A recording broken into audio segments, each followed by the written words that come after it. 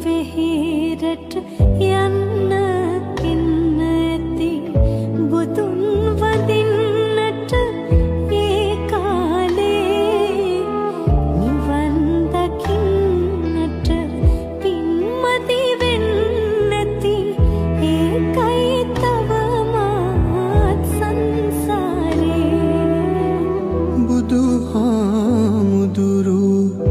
අපිත් දකින්නැති බනත් අහන්නැති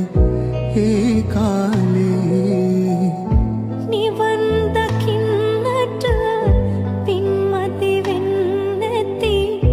ඒකයි තවමත් සංසාරේ නිවන් දකින්නට පින්මති වෙන්න ඇති ඒකයි තවමත්